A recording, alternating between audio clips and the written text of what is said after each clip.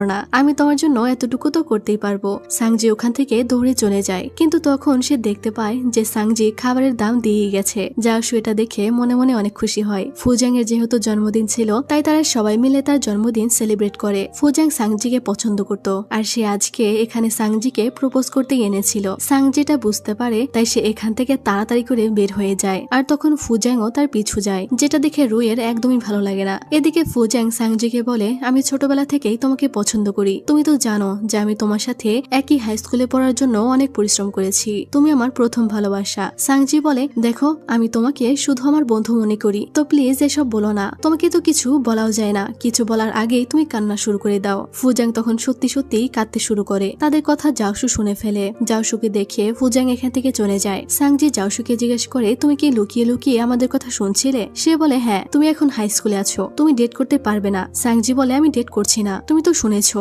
যে আমি তাকে বলেছি পড়াশোনায় ফোকাস করতে। জাওশু তার কথা শুনে হাসে আর তাকে বুঝায় যে মানলাম তুমি তোমার ক্লাসমেটকে সেইভাবে পছন্দ করো না, কিন্তু এভাবে ডিরেক্ট না করে দিয়ে তাকে সুন্দর করে বোঝাতে পারো। সাংজি বলে, আমি তাকে কষ্ট দেইনি। সে বলে, আমি তো মাত্রই তাকে কান্না করতে দেখলাম। সাংজি বলে, সে এমনই, ছোটবেলা থেকেই সে এভাবেই শুধু কান্না করে। তখন জাওশু তাকে টাকা ফেরত দেয়। বিলের যে টাকাটা সাংজি রেখে এসেছিল সেটা। সাংজি আবারও জিজ্ঞেস করে, তোমার কি টাকার সমস্যা চলছে? তাহলে আমাকে বলতে পারো, আমি তোমার সাহায্য করতে পারি। তুমি একাধিক পার্ট টাইম জব করো, এটা তোমার জন্য ভালো না। জাওশু তাকে ধন্যবাদ জানায় আর বলে, তুমি এমনটা ভেবেছো এটাই অনেক, তোমাকে এটা করতে হবে না। সে তাকে বাই বলে কাজে চলে যায়। এরপর ক্লাসে সাংজি রুয়ের সাথে কথা বলার চেষ্টা করে, কিন্তু রু তাকে কোনো কারণে ইগনোর করতে থাকে। সাংজি নিজেও বুঝতে পারে না যে রু কেন এমন করছে। তার অনেক মন খারাপ হয়ে যায়। ক্লাস শেষেও সে তার সাথে কথা বলতে আসে, কিন্তু এবারেও রু তাকে ইগনোর করে চলে যায়। পরের সিনে দেখি ফুজাং এর একটি দৌড় প্রতিযোগিতা চলছিল। তখন রু জোরে জোরে তাকে চিয়ার আপ করছিল, আর এটা দেখেই সাংজি বুঝে যায় রু তার সাথে কেন কথা বলছে না, কারণ রু ফুজাংকে পছন্দ করে,